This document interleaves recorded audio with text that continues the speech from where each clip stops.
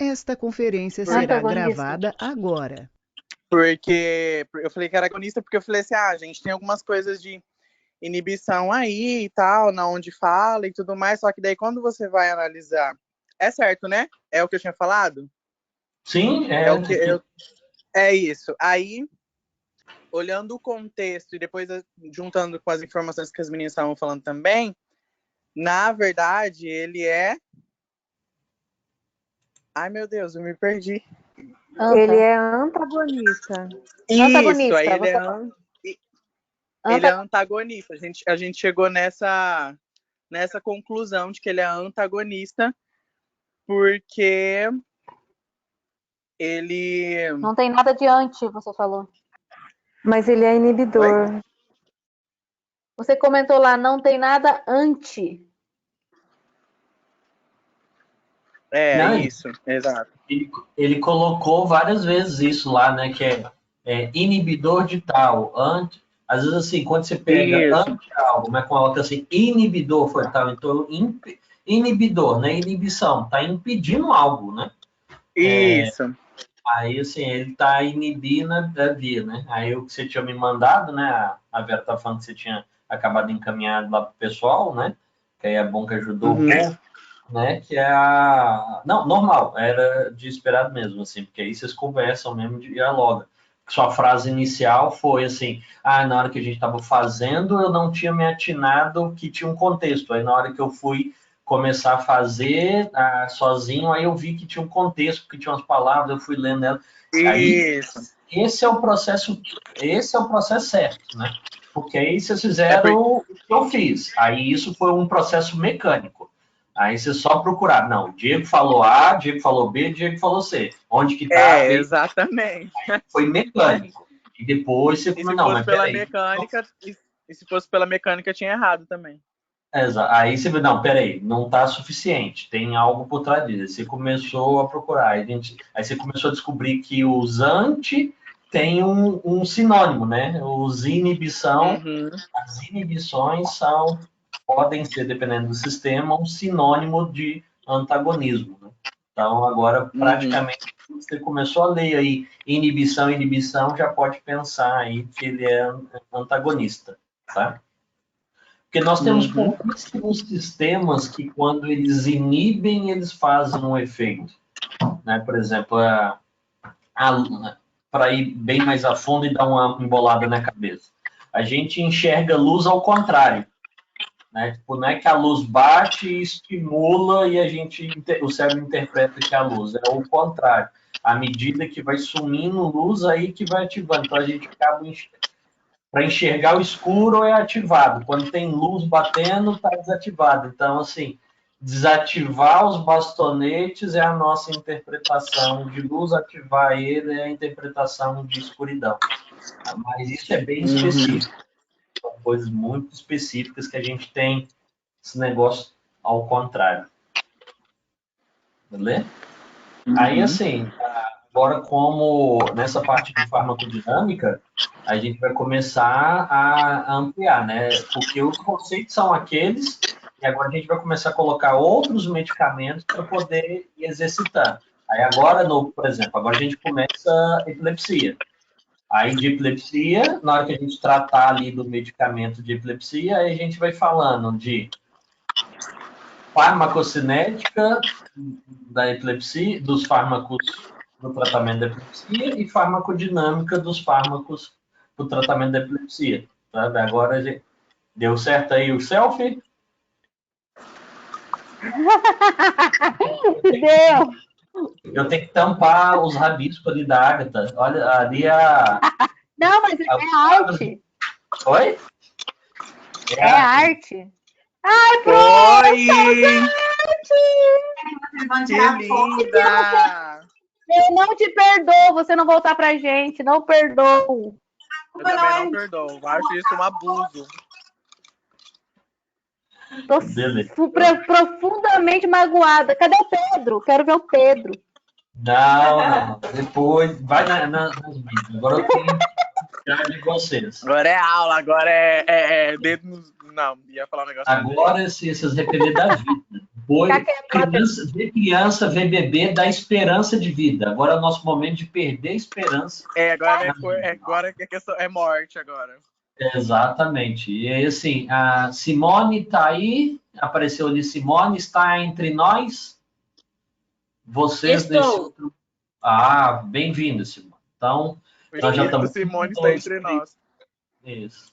Tem 1, 2, 4, tá aí 40%, mas vocês são 9, então acho que eu vou colocar aí 45. Vou considerar que tem gente suficiente para a gente dar aula. Deixa aqui eu compartilhar minha tela. Compartilhar. Eu tô só a destruição hoje, hein? Deus me livre. Só tá o quê? A destruição. A destruição por quê? Ou melhor, Porque eu nem acabei de chegar do trabalho, eu cheguei tardíssimo do trabalho, e aí eu tô aqui, destruidíssimo. Ah, não, preocupa não, vai ser pior. Vai ser muito Mas pior. let's go. Queria estar Guaci, assim, ó, plena. Let's go, baby. Aí o. Aparece aí pra nós tirar uma foto, Matheus. Ué, O mas Matheus eu tô tá na aqui. foto. Quem não tá é a Carol. Pera Agora aí que já eu dá- vou abrir aqui pra eu poder fazer a foto. Carol, você consegue aparecer? Gente, não vou aparecer não. Tava até agora derretendo chocolate. Uai, Olha só a cara, gata. aí é pra Ai, nossar. Carol, das 9 horas. Gente, vocês conseguem ver a tela aí? Pro, Ei, pera. Beleza. Só como eu mostrei vocês da outra vez, né? Entrou lá no AVA, foi lá na disciplina, vai lá na apresentação. Não consegui ver a tela não, hein? Oi? Consegui ver a tela não, hein? por quê? Quem? Não é a tela que A ele tela- tá vendo aí, na tela dele? É Vocês não a do Ava. Sim, mas eu não tô É a do conseguindo ver Ava, aqui, não Matheus. tem? Não, sim, mas eu não consegui ver. Você tá vendo pelo celular? Oh, Tá. Tem uma parte aí que tem assim, ver todos, ver quem está falando, câmeras ativas, tá? Às vezes está colocado aí só em câmera, ou então Pera tenta aí. atualizar. Eu tô vendo. ué, Vou abrir o meu Ava. Todo mundo tá tô vendo Vero, Prof, assim e eu, mas não tô vendo a tela, não. Deve ser o modo de exibição que você colocou aí, que tá só Provável. câmeras ativas. Deixa eu virar. Ué, não entendi, mas tá bom. Fazer o quê? É isso. Não, sai e entra de novo, porque eu vou mostrar todos os PowerPoints, se você não vê na tela, fudeu. Ué. Informação de reunião, informação pessoal, meeting reminders. Não. Tá, vou entrar e sair de novo. Beleza. Uai. Mas Deixa eu aqui, abrir ó. meu Ava. Aqui. Foi, vamos ver se ele entra. Aqui é só porque entrando lá no painel, né, quando vocês acabam de iniciar, vai lá na disciplina de psicofarmacologia. Aí o primeiro item, né, apresentação de disciplina, aí tá escrito lá, chat de tutoria. Aí vocês clicando, vai para essa parte aqui, o fundo, né, chat de tutoria, sala de chat e tal, e para entrar no chat. Eu já tô lá logado. Então, igual na semana passada, eu falei assim, ó, eu tô lá no chat, manda dúvida lá. Aí todo mundo mandou no WhatsApp, mas não. Por isso que eu brinquei. O povo escreve no WhatsApp, mas não escreve aqui no chat. Se vocês entram aqui no chat, fica registrado que vocês entraram na disciplina, que vocês fizeram. Dê boas notícias, Matheus. Fala que deu certo. Oi? Dê boa notícia, fala que deu certo. Então, a hora que eu entro e falo assim. Oi? Ah. Deu? Agora eu tô vendo, mas eu tô aqui. Tá, agora tá. Tá. Beleza. Estou conseguindo. Só tava mostrando eles aqui o chat de todo. Simone, seu áudio está fechado, então a gente não está te ouvindo, tá? Ah, desculpa. Leandra, A Leandra chegou. Ei, Matheus, me ensina como você fez para entrar na página, que eu também não sei, não. clica na sua câmera aí. Clica na sua Gente, eu câmera. consegui aqui, pela glória. Aí tá escrito tudo, conversando e nenhum. Não tá? Tem certeza Não tá que assim. deseja tirar sua câmera e tal? Não. Não, sim. Compartilha a câmera. Ah, tá. Sim. Aí, Ah, tá. Agora eu já achei. Eu só tô vendo o que você aí tá você vendo aqui, ó. coloca em conversando, que daí vai aparecer a tela do prof, hein? Tá, Na tô vendo. verdade, marca câmeras ativas, não tem assim quem está apresentando, não, né? Não. E se eu marcar, Ah, tá. Agora eu saquei. Tem um aí que porque tá assim. a minha... Ou se marca... tem assim, view webcams. Aí marca tudo. Só que em uma página vai ficar as nossas carinhas. E aí você tem uma outra página. Você vira, arrasta para o lado. E tem a página que o professor está acessando aí. Exatamente. Tem dois pontinhos laranja. Tem 2 pontinhos lá em cima. Aí um laranja e um cinza. Aí você... já tô vendo o que ele tá vendo. Então, beleza, obrigada. Então, fechou. Nada. Então tá. Só confirma para mim. Carol tá nos ouvindo, Leandra tá nos ouvindo. Presente. Eu estou ouvindo e estou vendo tudo também. Beleza, então tá. 1, 2, 3, 4, 5, então deu no mínimo deu 50% de vossas senhorias. Então tá bom. Nesse vai e volta de conversa, a gente já conversou aí rapidinho sobre a farmacodinâmica, né? Sobre como que um slide com 4 itens gastou uma aula inteira, né? Com 1 hora de explicação e mais aí o tempinho para vocês fazerem atividade. Aí eu estava falando com o Matheus e companhia que nos ouvia, que agora a gente começa a falar dos tópicos específicos, né? Dos transtornos mentais. Eu sei que alguns vão colocar epilepsia não é um transtorno mental, mas algumas síndromes desencadeiam. Mas epilepsia eu acabo colocando, é uma doença neurológica, né? Foge um pouquinho ali dos transtornos mentais, mas infelizmente nós temos, tá? Várias pessoas com epilepsia sendo tratadas como se tivesse algum transtorno, como esquizofrenia, depressão, alguma coisa. E, infelizmente, a gente também tem pessoas sendo tratadas, pessoas que têm esquizofrenia, pessoas que têm depressão profunda, ou que têm algum toque, que estão sendo tratados como epilépticos, tá? Pessoas com epilepsia. Desculpa, eu falei epilépticos, mas epiléptico não é uma palavra para ser utilizada, da mesma forma que a idético não é para ser utilizado, e nem alcoólatra, né? A gente fala pessoa com HIV, pessoa com epilepsia e etilista, né? São termos que trazem estigma, algo que vocês já trabalham muito com isso. E quando a gente começa a trabalhar, saindo desse contexto básico da farmacologia, eu sei que vocês viram muita coisa, mas foi bem do básico, né? Só para a gente entender aqui para frente. Eu gosto de começar com epilepsia. Alguém já viu uma crise epilética? O que vocês entendem de epilepsia? Eu tive a oportunidade de ter uma colega que ela teve uma crise na nossa frente, na escola, mas eu não sei o que acontece para ter a crise. Mas já vi. Ok. Eu também já vi, só que na infância, né? E isso lá no Nordeste, que daí era um pouco mais preconceituoso, então, assim, era um rapaz lá na cidade que tinha os ataques epiléticos, ele caía e tal, e todo mundo o chamava de doido, era neo-doidinho, né? Nunca esqueço disso, a gente falava que ele era doidinho. E depois, quando eu cresci, eu fui entender que era epilepsia. Mas, assim, essa questão do preconceito, né? Sempre existiu. Das doenças neurológicas ou dos transtornos, qualquer artigo que vocês pegarem coloca epilepsia como transtorno neurológico com maior grau estigmatizante do mundo.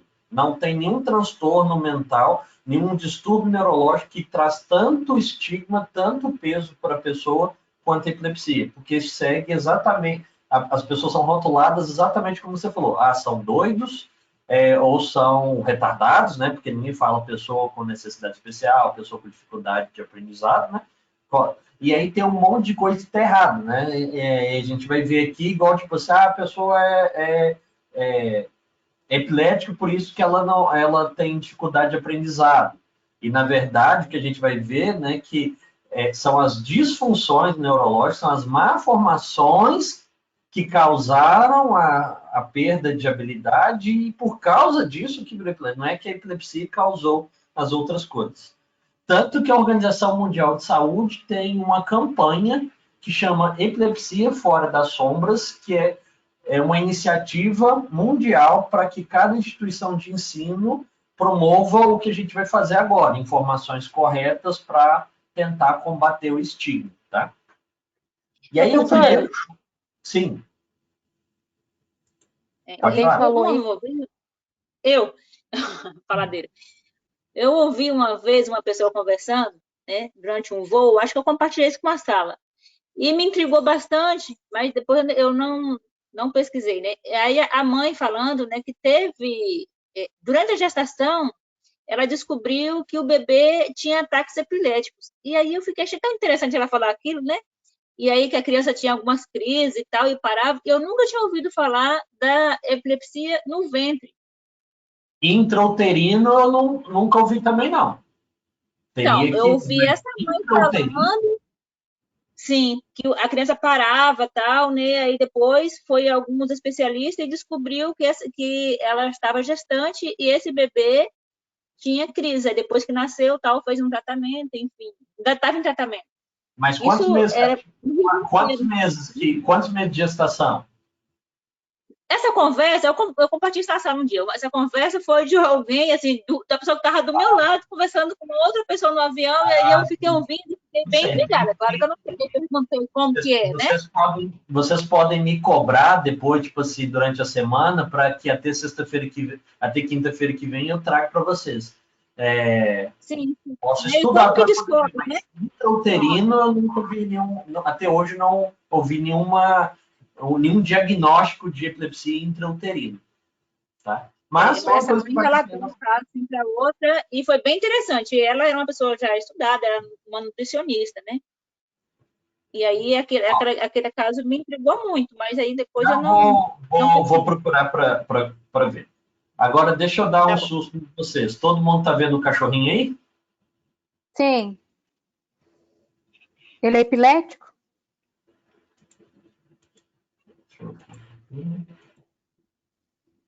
Ô, Pro. Sim. Eu tenho um concunhado que ele tem epilepsia, ele fez uma cirurgia no cérebro lá em Porto Alegre, ele tirou um dos pedaços lá que causava epilepsia, não sei dizer direito. O médico disse que ele tem mais de 12 tipos de crise epilética, de presença de crise epilética, sei lá, eu gosto assim. Entre elas a de ausência, aquela que se bate e se torce, baba, assim.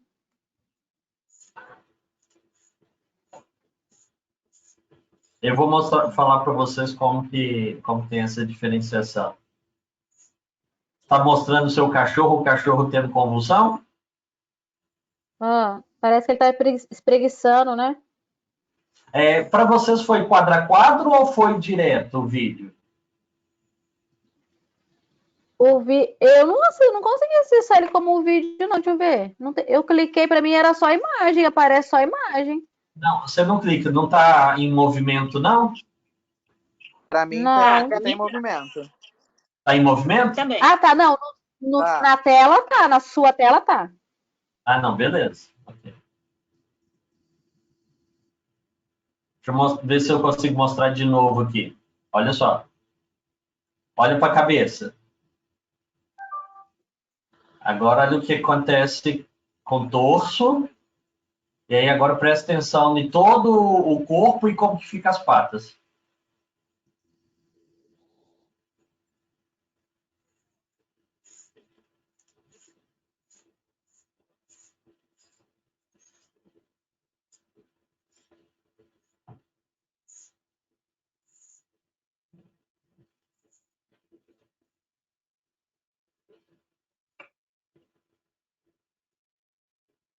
Então, assim, por que mostrar aí o totó?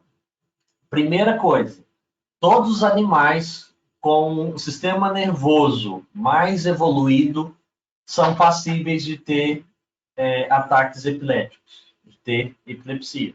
Então, assim, os mamíferos têm epilepsia, não só os humanos, outros primatas e outros tipos de mamíferos também têm epilepsia.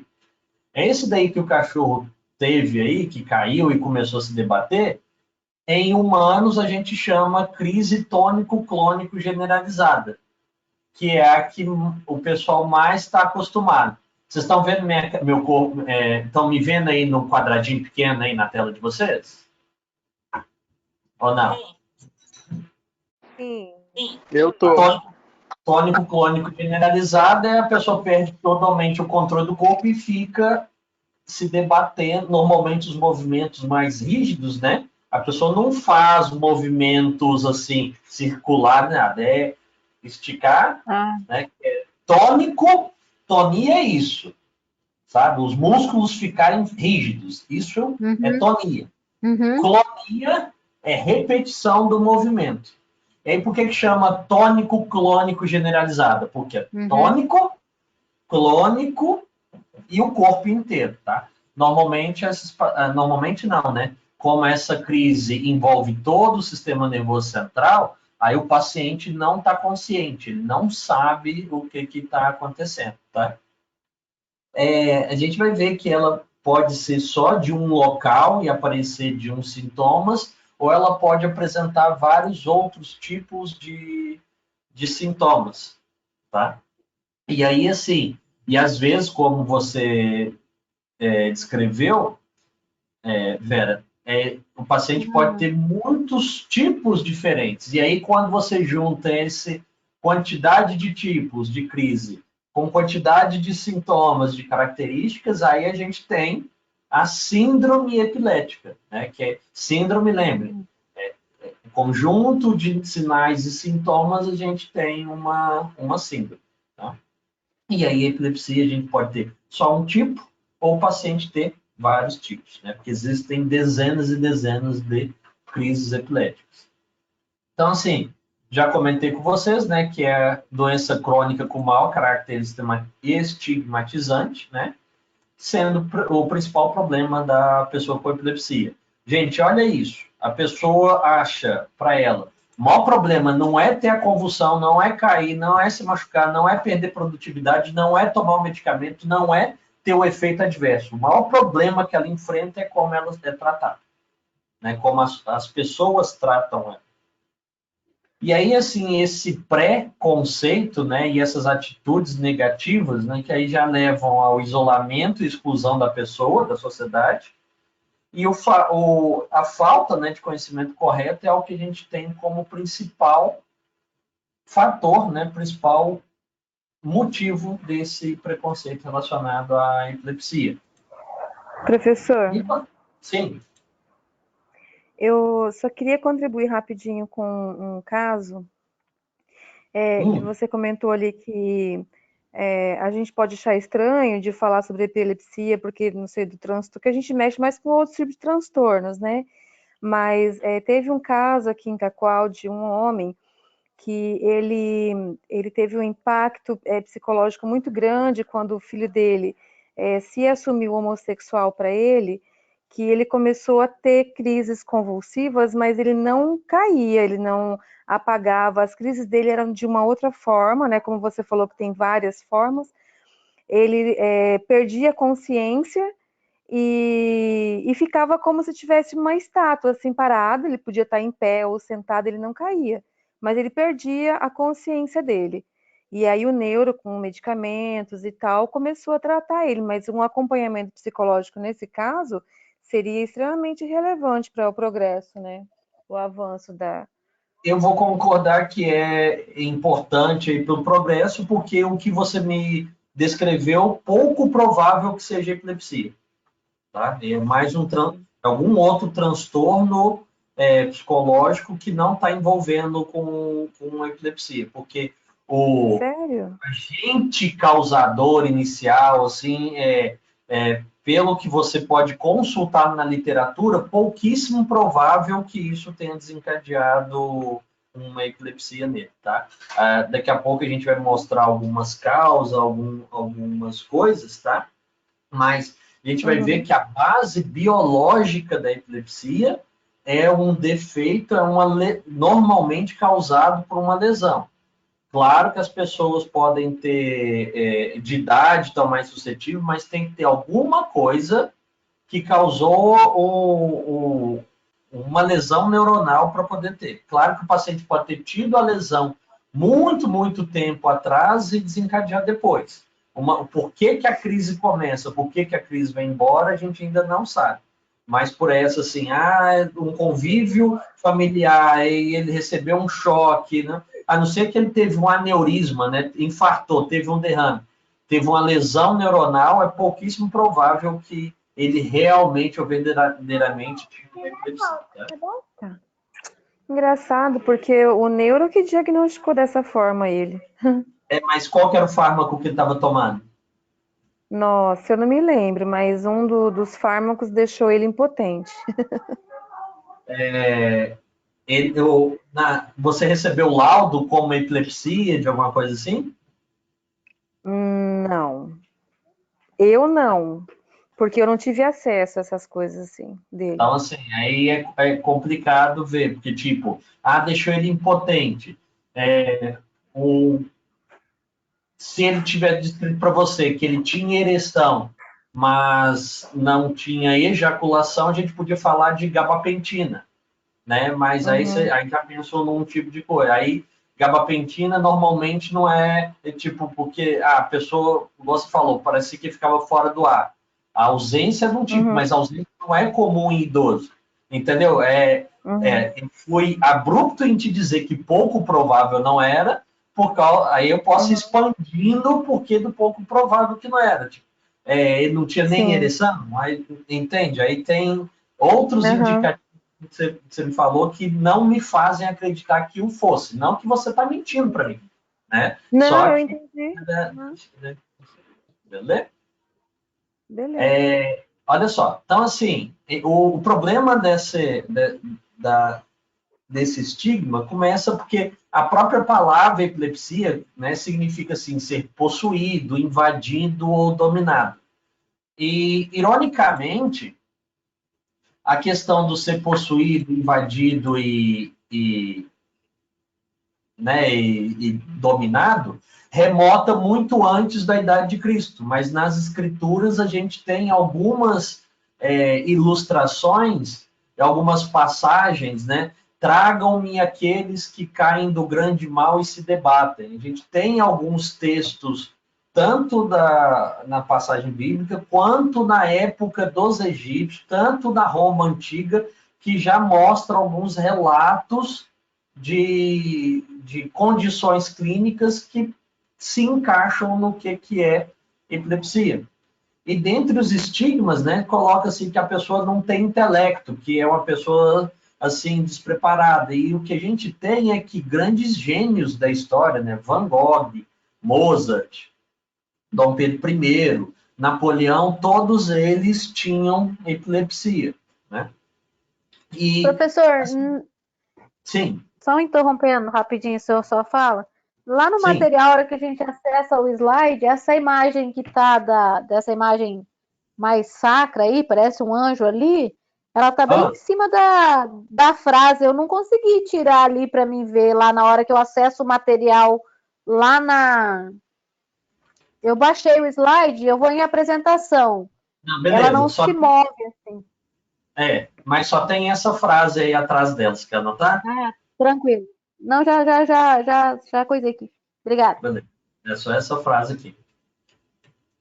E assim, o que é engraçado nessa parte é que assim, na Roma antiga, ou até mesmo no Egito antigo, as pessoas com epilepsia, né, as pessoas que eram entendidas que eram dominadas, mas na cultura elas eram colocadas como porta-vozes dos deuses, eram colocadas como oráculos. Só depois, na Idade Média, né, que esse ser possuído teve uma denotação maligna, né? Então, assim, só antigamente, muito antes, era possuído, mas era o ser possuído bom. Eles eram colocados como porta-voz dos deuses. Mas aí na Idade Média, né, no período das trevas, eram colocados como não dos deuses. Ou no caso, né, na época, ou a ideia original era que existisse só... A original não, a ideia vigente era que só tinha um deus, e aí eles colocaram eles como malignos, né? E aí matou um monte desses que eram epiléticos como sendo adoradores de demônios, né? E assim, a epilepsia é a condição neurológica de maior incidência no mundo, tá? Nos países desenvolvidos, a gente tem uma taxa que chega a ser 1% da população. É uma taxa muito alta, se você pensar 1 em 100. Nos países subdesenvolvidos, essa taxa pode chegar a 2%. Porque em países subdesenvolvidos a gente tem, igual, tipo, prevalência no Brasil chega a ser de 2%? Porque toda condição que que põe em risco a formação do sistema nervoso central ou lesão ao sistema nervoso central, prejuízo ao sistema nervoso central, é o que vai causar epilepsia. Então, assim, em países subdesenvolvidos ou que não tem um bom nível, igual a Europa e Estados Unidos, você não tem uma boa assistência ao pré-natal, não tem uma boa assistência às mães, tem maior risco durante o parto, né? Antigamente fazia o parto por fórceps, né? E isso foi um grande causador de lesão neuronal no lactante, no recém-nascido. Altos índices de prematuridade, criança nascer antes do tempo, desnutrição, algum outro trauma durante o parto, né, pré-eclâmpsia, alguma coisa, convulsão febril, febre na infância é coisa séria, criança não pode ter convulsão febril, tá? Ela é muito suscetível, ela é muito frágil, o sistema nervoso ainda está muito frágil para poder, então assim, quando fala assim, deu 39, 38, você já tem que ficar com muito atento, porque criança deu 39, deu 40, vai convulsionar, sabe? O risco de convulsão em criança é muito grande, e durante essa convulsão o cérebro pode não receber oxigênio, pode não receber nutrientes e ter lesão, né? Fora as infecções, né? Aí tem infecções de meningite, infecções virais e coisas do tipo, tá? Deixa eu continuar aqui. Então, assim, o que é epilepsia? O nosso cérebro funciona com carga elétrica, tá? Os nossos neurônios se comunicam com carga elétrica. Então, quando a pessoa tem uma disfunção na transmissão dos neurônios, ela tem literalmente um curto-circuito, né? A carga elétrica do nosso cérebro é capaz de acender uma lâmpada dessas de forno. E o que é a epilepsia? Enquanto eu estou falando com vocês, como eu gesticulo muito, a minha área motora está ativada, mas a minha área de memória está ativada e a minha de fala está ativada, né? Áreas de aprendizado minha estão desativadas, sabe? Algumas outras coisas estão desativadas. Então, eu tenho parte do meu cérebro que está ativado e parte está desativada. De vocês não está tanto da memória, tá? Do sistema límbico para poder de aprendizado. De movimento não está tão ativado. Então, o nosso cérebro funciona com áreas com maior atividade, com áreas com menor atividade e áreas praticamente sem atividade. E quando tem esse curto-circuito, tudo está sendo ativo ao mesmo tempo. Então, a crise epilética é isso. Um disparo anormal dos neurônios. Neurônio não deveria estar disparando sinais e começa a disparar descontroladamente. O porquê que de uma hora para outra esse neurônio começa a disparar os sinais e por que ele para, não se sabe. Fala, Matheus. Não estou te ouvindo. Gente, travou aí.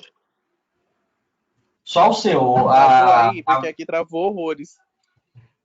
Eu estou vendo... O slide está... Qual o seu, Matheus? Qual o seu, Matheus?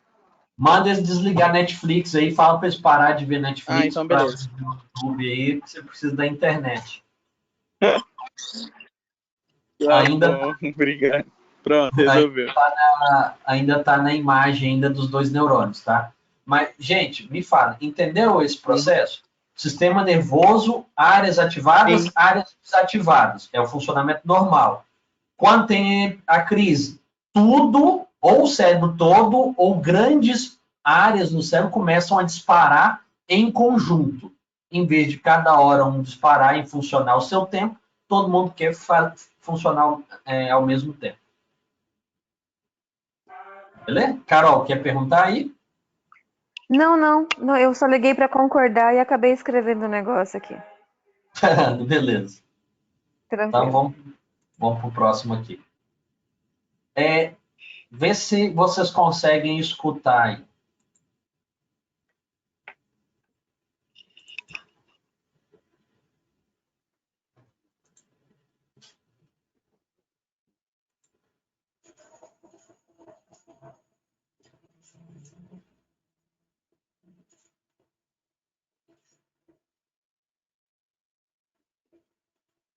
Olha a cabeça, olha o tronco, olha as pernas.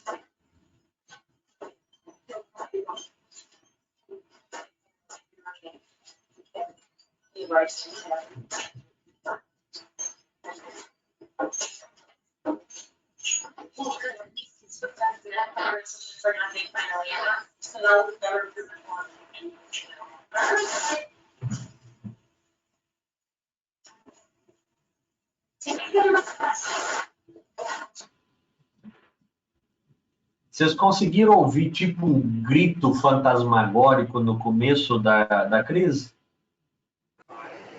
Sim, aí no final ele fica roxo, parece que para de respirar. Então, o que acontece? E aí, desse do parar de respirar, né? Às vezes o povo tenta lá e desenrola a língua que ele está engolindo, vai engolir a língua e tal. Assim, quando tem a crise, nesse caso que é crise generalizada, né? Que ele perde a consciência, todo o corpo ali se sacode, o cérebro está mandando todos os músculos contrair. E a gente consegue respirar graças a um músculo que chama diafragma. Que ele, à medida que a gente respira, ele faz a mecânica da respiração. Aquele barulho é uma coisa muito rara de se ver, mas o que é? Começou a crise, o músculo contraiu e expulsou o ar muito rápido. E aí o ar passa pela traqueia, passa pelas cordas vocais, laringe, passa ali pelas cordas vocais, e aí faz aquele barulho, tá? E aí ele vai ficando roxo, igual você descreveu, e aí depois vai passando a crise, porque enquanto está na crise, enquanto o diafragma está contraído, não tem como ele respirar. Só que a sorte, assim, né, se a gente pode falar a sorte, que a crise normalmente, né, dura alguns segundos a minuto. Ela não pode passar de 5 minutos, senão, né, de 3 a 5 minutos já começa a faltar oxigênio para poder dar lesão neuronal. Mas, no geral, as crises levam de segundos a 1 minuto, 2 minutos. E aí, nesse momento, igual você falou... Sim. A língua enrolar é mito, né? Sim, principalmente a parte de engolir. Basta vocês pensarem nas pessoas que vocês adorariam ver de enrolar e engolir a língua. Procura algum relato de alguém que engoliu a língua, por mais que vocês desejassem que ela fizesse isso. Né? Gente, não tem engolir a língua. Tá? E quando eu estava no estágio no hospital, como era o centro de referência para acidentes e tal, já tive lá na hora de fazer coleta de sangue, coletar material, o cara ser levado para o centro cirúrgico porque ele estava com um dedo na garganta. tava com caneta, um pedaço de caneta, um pedaço de lá. Porque aí alguém ia lá, tá engolindo a língua, desenrola a língua, não sei o quê. Metia o dedo lá dentro, e aí a gente consegue ter, em média, 1 tonelada de mordida, aí decepou o dedo da pessoa que meteu o dedo lá. E aí, por que enfiou dentro da traqueia e quase chegou no pulmão o dedo do cara lá? Porque assim que passou a crise, o cara tá sem respirar. Os órgãos e os tecidos estão sem receber oxigênio. O que você acha que é a primeira coisa que o corpo vai tentar fazer? Respirar. Aí acaba a crise, aí o que foi? O dedo foi lá para dentro da traqueia, mas o cara teve que fazer cirurgia para poder tirar o dedo do cara que foi decepado na hora. Então, assim, o que é o máximo que acontece? Existe um acidente que chama assim, caimento de língua, que é um negócio assim, a pessoa cai de costa, bate a nuca e nesse impacto a língua desce para trás. Só que se você simplesmente inclinar a cabeça da pessoa, volta. Mas por que essa língua... Porque a língua não fica só aqui, né? Ela vai lá para o fundo, né? Por que tem esse caimento? É que na hora da pancada afetou o tronco e aí tem esse relaxamento da musculatura. Mas você vira a pessoa de lado, isso se resolve. Não é porque a pessoa está engolindo a língua, não. Tá bom? E aí é importante você virar a pessoa de lado, porque como ela está ativando todos os músculos, todas as glândulas, produz bastante saliva, né? Aí a pessoa começa a babar. E aí o povo assim, não deixa a baba pegar, porque senão você vai ficar doido também, você vai pegar epilepsia. E a Vera tá rachando de rir ali, né? Tá tampando a boca até de rir aí, que alguém contou um caso ali, né, Vera? Você ainda está pensando em alguém engolir a língua. Eu estou pensando nessa crise tônico-clônico aí. Eu ia até te fazer uma pergunta. É possível ela acontecer e a pessoa está consciente ou não? Não. O próprio critério de ser generalizado já coloca como não consciente, tá? Porque está passando. Daqui a pouco, eu não sei se ainda está aí, mas eu tinha um vídeo que era impressionante, que é o seguinte, a crise do cara, ele está no hospital com aqueles mesmos eletrodos, aí a mulher está com ele. Aí deixa eu gesticular para vocês como que fica, né? Vocês estão... o cara está assim, né? Está conversando, aí de repente ele para de responder a mulher, começa a ficar encarando ela, para onde que ela vai ele acompanha, olha para um lado e para o outro, aí de repente ele vai, puxa ela e começa a beijar, abraçar e beijar. Essa é a crise dele. Não é tônico-clônico generalizada, mas ele não está consciente, ele não está sabendo o que está acontecendo, mas a crise dele é ele perder a consciência, mas fica ativo, ele não sabe do que está fazendo, mas começa a abraçar e a beijar. Imagina isso na rua. Imagina como você explica uma pessoa com esse tipo. O que vai dizer que a pessoa é? Né? Então, é a dificuldade de diagnosticar um caso desse. Né? Então, assim, a amplitude de formas diferentes que a gente tem em casos, tipos de epilepsia. Ok? Então, assim, olha o critério. Qual que é a definição que a gente tem de epilepsia? Distúrbio cerebral ocasionado pela predisposição persistente do cérebro a gerar crise epilética. Por que esse termo? Predisposição persistente é a chave. Neurologista não lê o eletroencefalograma e dá epilético, pessoa com epilepsia. Não define pelo eletro.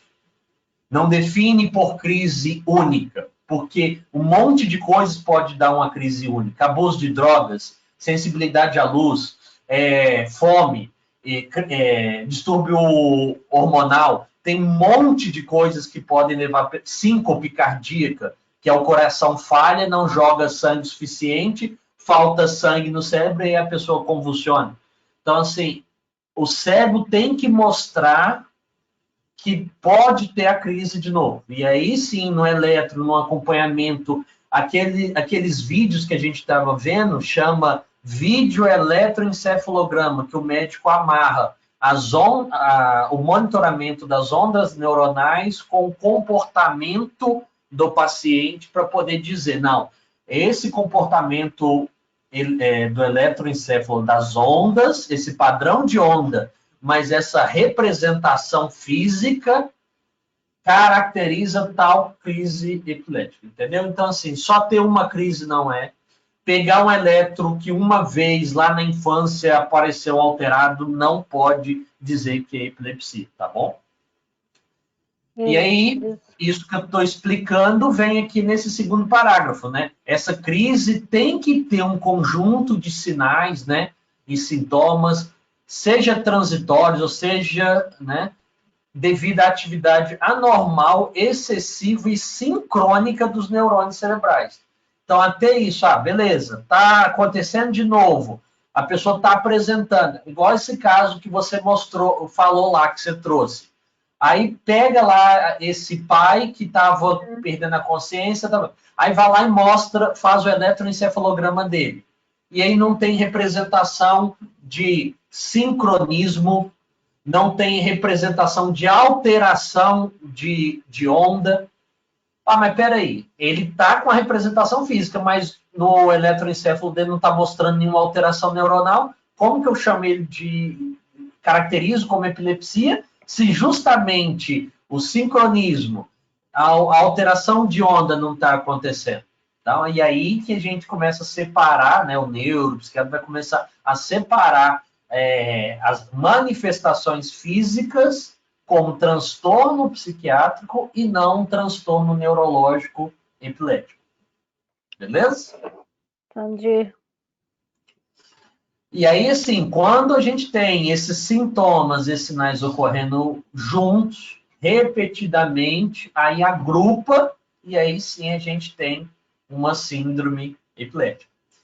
Gente, eu acho que vocês vão reparar nesse slide, vou chamar a atenção para vocês, que a partir de agora, nos materiais, tem citações de artigos de manuais, tá? Então, assim, além do material, vocês podem jogar no Google Acadêmico para buscar essas referências, para buscar esses materiais, tá? Para não é tipo, não é a opinião do professor Diego, é o que a Organização Mundial de Saúde coloca, é o que a Associação Brasileira de Neurologia coloca, tá? Aí cada material está marcado aí com as referências, beleza?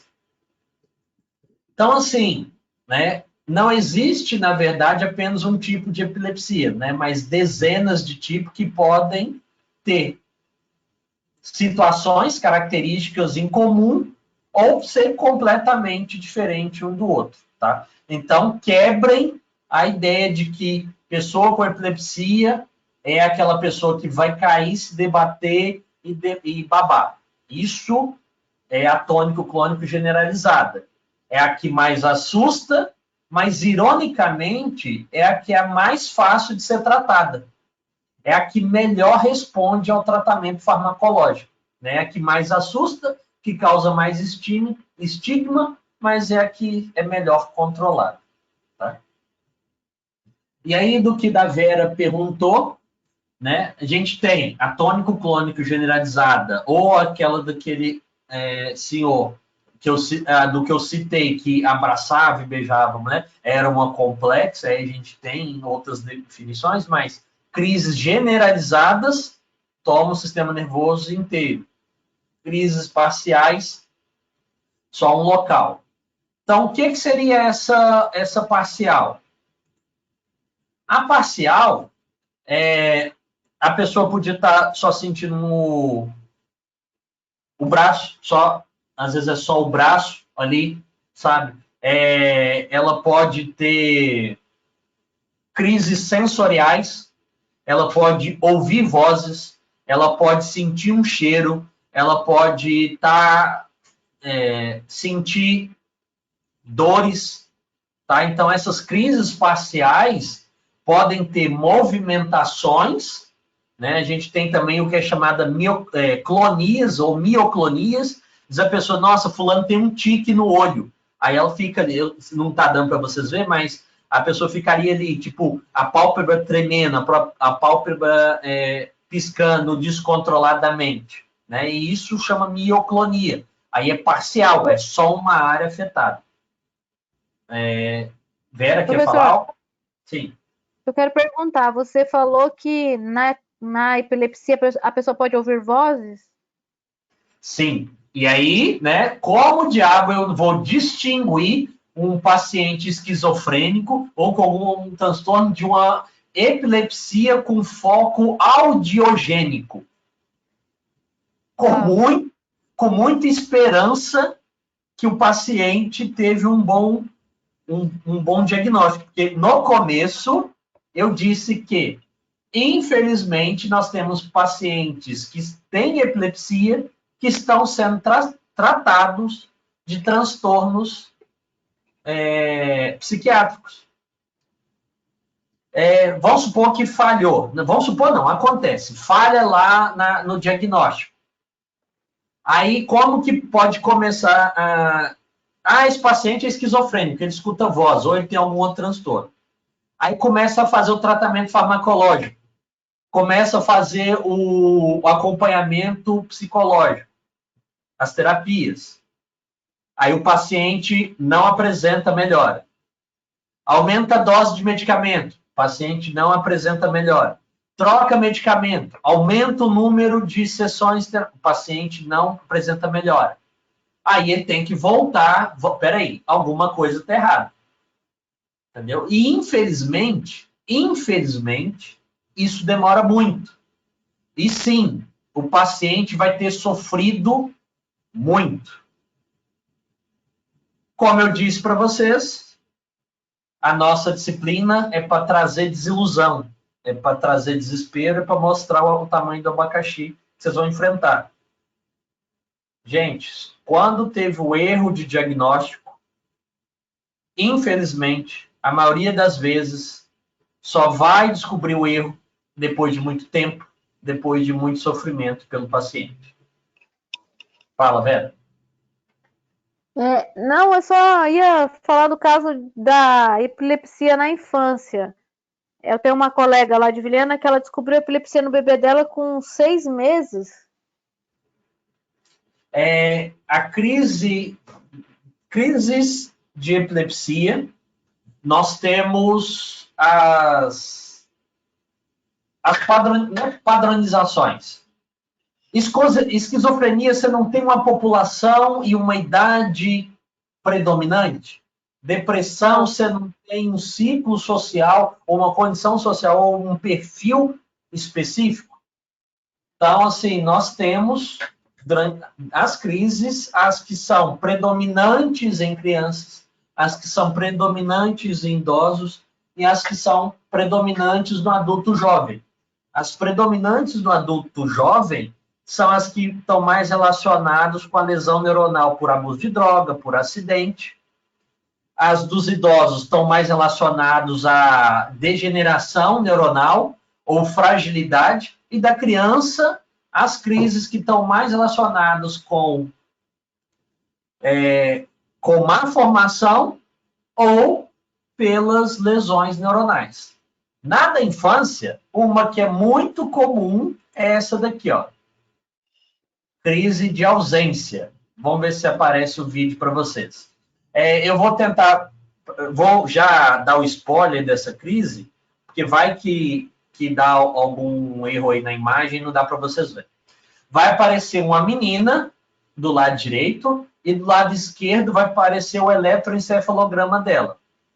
Vocês vão perceber que tem várias ondas e cada uma está de um jeito. E eles vão pedir para a menina começar a cantar. E aí as ondas, cada uma vai estar de um jeito. E aí, de repente, a menina para de cantar e o eletroencefalograma dela começa a ficar tudo rabiscado, tudo junto. E aí, quando o eletroencefalograma voltar ao normal, ela volta a cantar. Como se nada tivesse acontecido. É o que é chamado de crise de ausência. E aí fica, essa criança é abobalhada, essa criança é avoada, ela não fala, você está falando com ela, ela está no mundo da lua.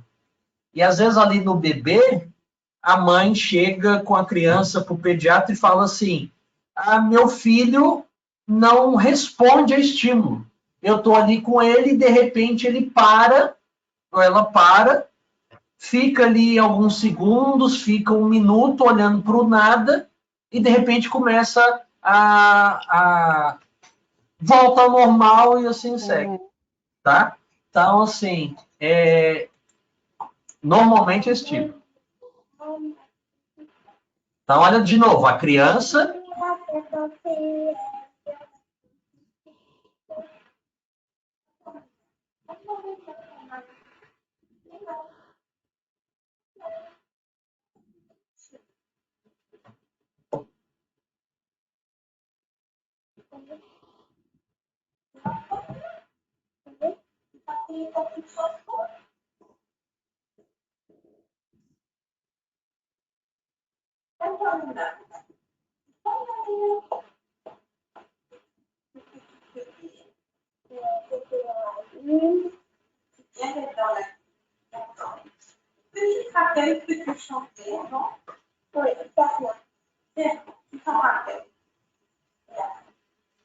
Então, olha só, eu vou colocar o vídeo de novo para vocês. Eu acho que vocês perceberam que a menina começa a cantarolar, aí para, e uma mulher, a médica lá, continua falando com a criança e ela não responde. E aí, no meio, ela vai responde uma coisinha, a mulher pergunta de novo, ela responde no mesmo tom de voz, ou seja, uma resposta começa ali mecânica, e aí depois volta. E aí, quando volta, ela começa a bater palma de novo. Ou seja, ela não percebe que ela parou de bater palma, ela não percebe que ela deixou de responder para a médica. E se vocês ouvirem bem, está em francês. Como vocês estão fazendo e daqui a pouco são psicólogos, todos vocês já falam francês, né? Óbvio, porque afinal, eu não preciso nem dizer o porquê... porque que vocês todos já são fluentes em francês, né? Malemão português.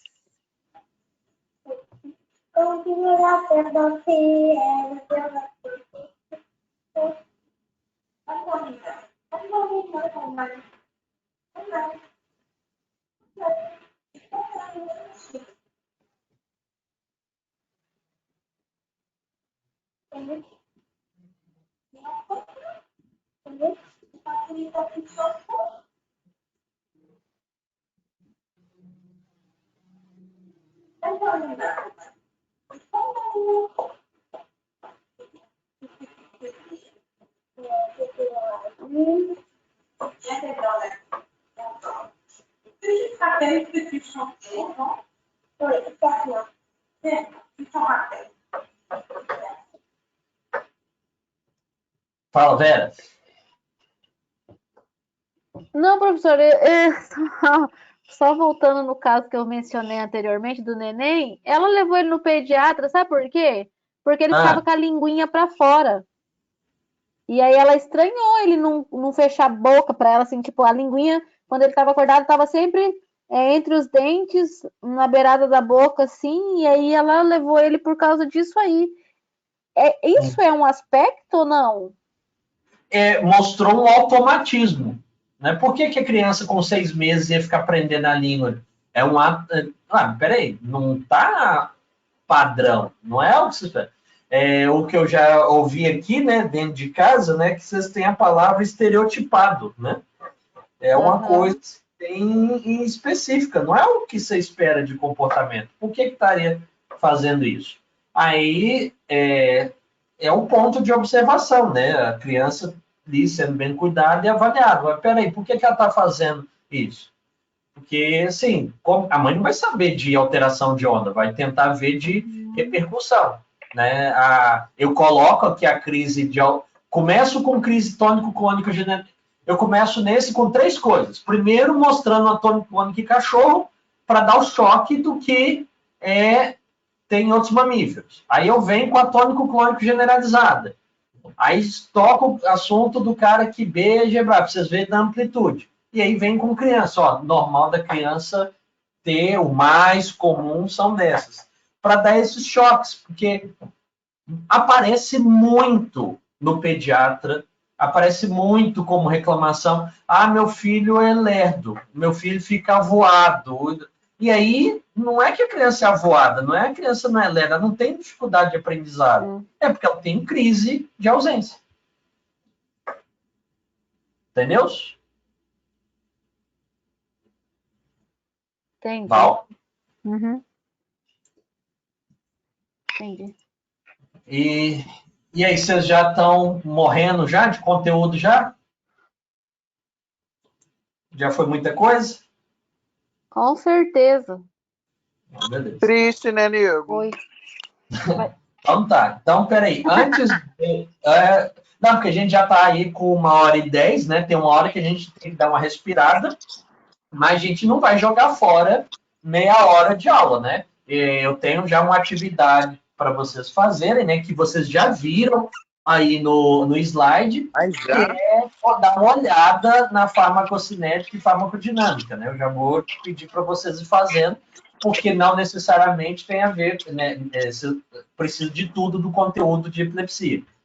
Mas eu gosto de terminar, dar uma pausa, né? Antes de pedir para olhar o fármaco, na aura. Gente, olha só. Fenômenos que fazem parte da crise epilética. Ocorre antes do indivíduo perder a consciência, se tornam sintomas premonitórios. Então, assim, sendo mais comum as sensações víscerosensitivas, principalmente epigástricas, de medo, angústia, alegria e prazer.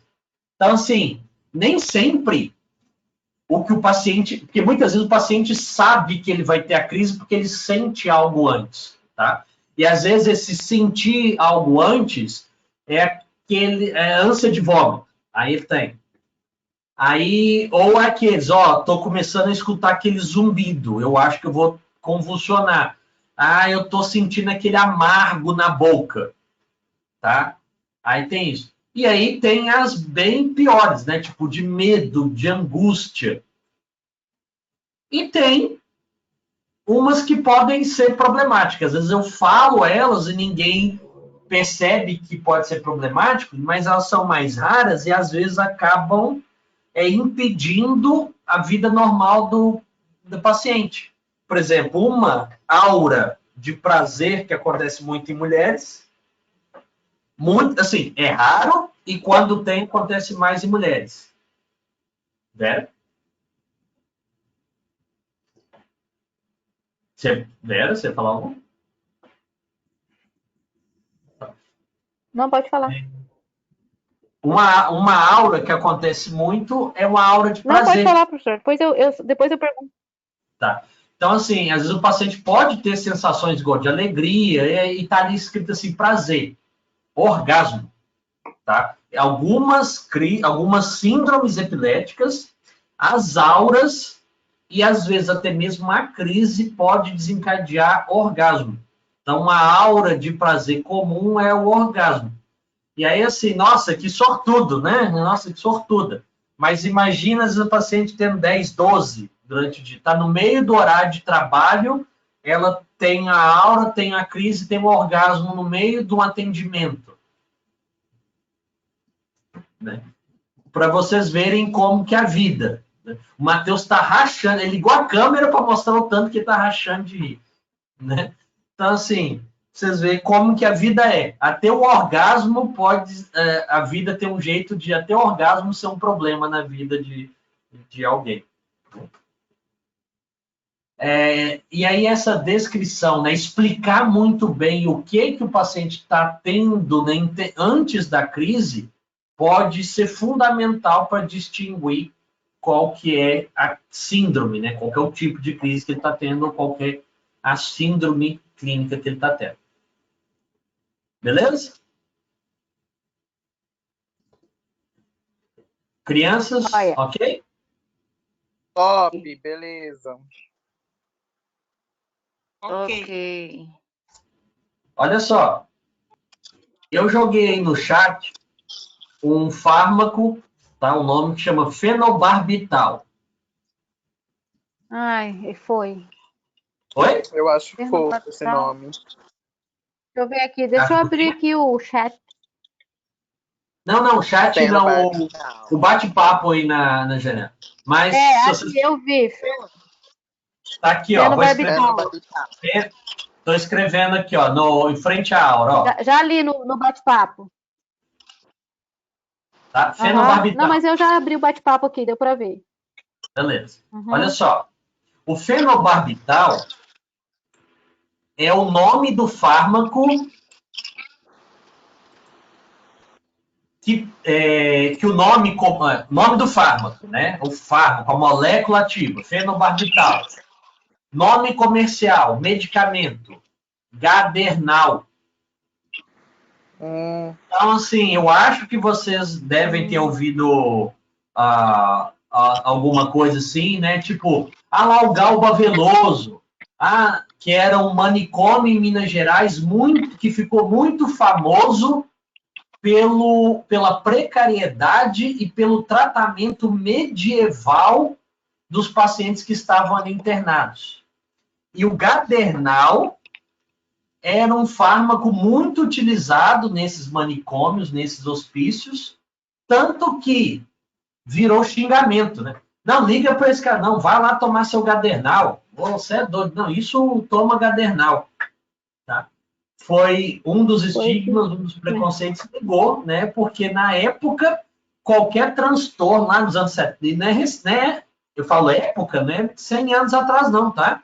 É anos 80, tá? Finalzinho dos anos 80, início ali da década de 90, tá? Virou coisa de fantástico, virou repercussão nacional, tá? Mas o Gadernal, o fenobarbital, era muito utilizado. O fenobarbital é um medicamento muito comum para tratar epilepsia tônico-crônico generalizada. Só que qual que é o problema? Um dos efeitos colaterais é letargia, sonolência. Então, o paciente que toma o fenobarbital, normalmente ele é mais sonolento, tá igual o Matheus ali olhando na tela ali, ó, esfregando o olho, naquela luta para poder tentar entender do que a gente está falando. O fenobarbital, o efeito adverso dele, realmente é de dar uma lentidão.